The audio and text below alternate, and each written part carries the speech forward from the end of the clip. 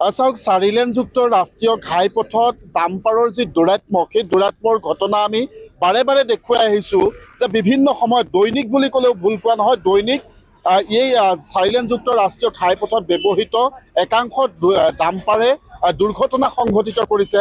এক প্ৰকাৰ এই যি আচলতে যোৰহাটৰ অজন্তা বাইপাছৰ পৰা জাঁজিলৈকে পথছোৱাত সাধাৰণ পথচাৰী, যান বাহন চালক যথেষ্ট শংকাৰ মাজে পাৰ কৰিব লগা হয়, কিয়নো ডাম্পাৰে একো নামানে আৰু তাৰে পৰিণতিত আকৌ আজি এটা দুৰ্ঘটনা সংঘটিত হৈছে। এটা পৰিয়াল প্ৰথমপি আচলতে ৰক্ষা পৰিছে, এক ভয়ানক বিপদৰ পৰা ৰক্ষা পৰিছে। এই যিখন ডাম্পাৰ দেখিছে, এই ডাম্পাৰখনে ইতিমধ্যে দুৰ্ঘটনা সংঘটিত কৰিছে। আচলতে নিজৰ ছাইডত আহি থকা অৱস্থাতে এটা পৰিয়াল, এইখন যি বেলেনো দেখিছে, বেলেনোখনৰ অৱস্থাটো এই মুহূৰ্তত দেখিছে যে এই বেলেনোখনক তেওঁলোকে অভাৰটেক কৰি এনেধৰণে দুৰ্ঘটনা সংঘটিত কৰে। আৰু যিখন ডাম্পাৰ মই কৈছোঁ যে এখন ডাম্পাৰে এই ঘটনাটো আকৌ সংঘটিত কৰিছে, AS 04BC8642 এই গাড়ীখনে দুৰ্ঘটনা সংঘটিত কৰিছে। যে যিটো পৰিয়াল আহি আছিলে নামৰূপৰ পৰা আহি আছিলে, তেওঁলোক যোৰহাট অভিমুখী আছিল আৰু তেতিয়া কিন্তু এই দুৰ্ঘটনাটো সংঘটিত। আপুনি আছিলে গাড়ীত, মানে কেনেকৈ ডাম্পাৰখনৰ দুখ নে কি হয়? ডাম্পাৰখনৰ মোৰ গাড়ীখন আগত আছে, আগত মই সন্মুখত চাইকেল আছিল, চাইকেলখন থকাত মই মোৰ গাড়ীখন শ্ল' কৰি দিলোঁ মানুহজন পাৰ হৈ লওক বুলি। এনেতে মানে পিছফালৰ পৰা ডাম্পাৰখন আহি মোক মানে মহতিয়াই একদম লেফ্ট চাইডে কৰি দিছে। ক'ৰ পৰা আহিছিলে আপোনালোক? মই নামৰূপৰ পৰা আহি আছোঁ। গাড়ী ভাগিছে? গাড়ী ভাগিছে, মোৰ একদম বৰবাদ কৰি দিছে, চব জ্বৰ চৰ ফুল নেখায়। আপোনালোকৰ পৰিয়াল আছিলে? মোৰ পৰিয়াল আছিলে। কোনোবাই আঘাত পাইছে নেকি? এতিয়ালৈ আঘাত পোৱা নাই পৰিয়াল মোৰ, কিন্তু গাড়ীখনে বেয়া হ'ল আৰু। গাড়ীখন শেষ হৈ গৈছে? গাড়ীখন শেষ, গাড়ী বৰবাদ। এই ব্যক্তিগৰাকীয়ে যিহেতু চালকৰ আসনত আছিলে, তেওঁ নিজৰ পৰিয়ালসহ আহি আছিলে, যোৰহাট অভিমুখে আহি আছিলে।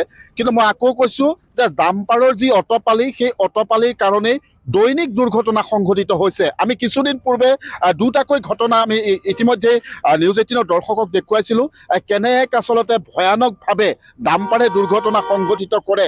আৰু যিসমূহ ডাম্পাৰৰ চালক, সেই চালকসমূহে আচলতে কোনো পথচাৰীক তেওঁলোকে পাৰ হৈ যোৱাত সুবিধা কৰি নিদিয়ে। আৰু এই যি আচলতে পৰিস্থিতি, এই পৰিস্থিতিক লৈ যথেষ্ট লোক ৰাইজ আচলতে পথচাৰীসকল শংকিত হয়।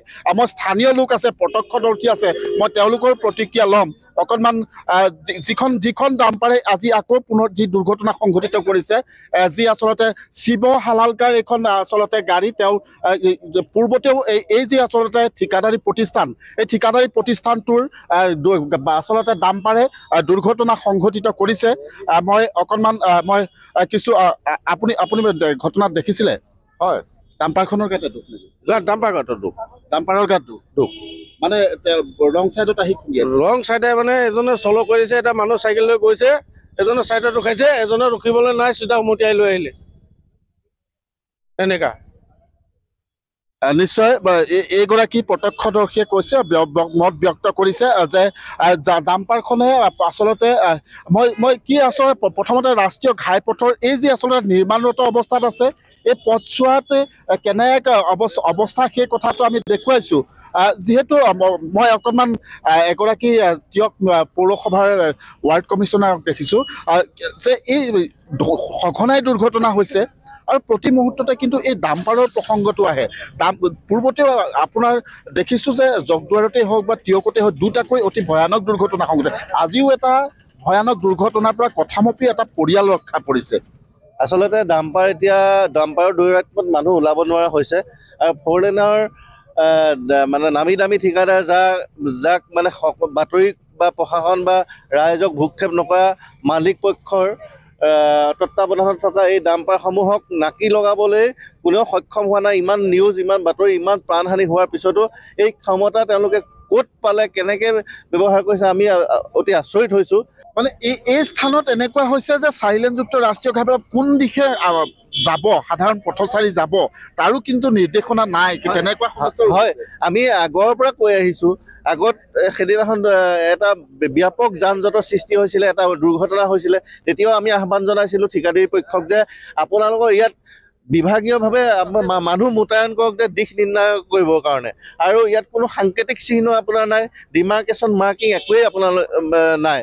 ইমান কৈ থকাৰ পিছতো তেওঁলোকে এই বিষয়ত মনোযোগ দিয়া নাই। নিশ্চয় আমি ৰাইজে হয়তো অদূৰ ভৱিষ্যতে নিজৰ প্ৰাণ ৰক্ষা কৰিবৰ কাৰণে পথ অৱৰোধ বা আমি আইনী প্ৰক্ৰিয়ালৈও যাবলৈ বাধ্য হ'বলগীয়া হ'ব পাৰে।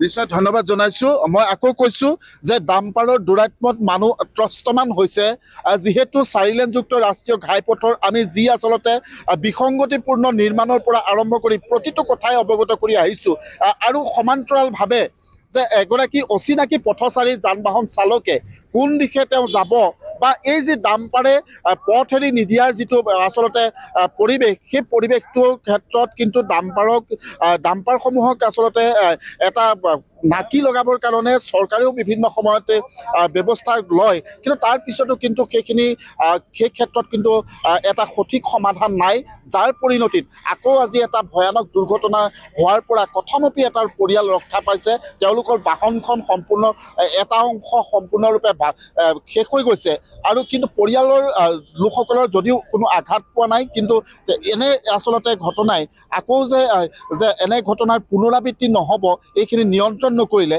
সেই কথাটো কিন্তু স্পষ্ট হৈ পৰিছে। আপুনি বিচৰা বাতৰি পাব কেৱল নিউজ 18 এপত।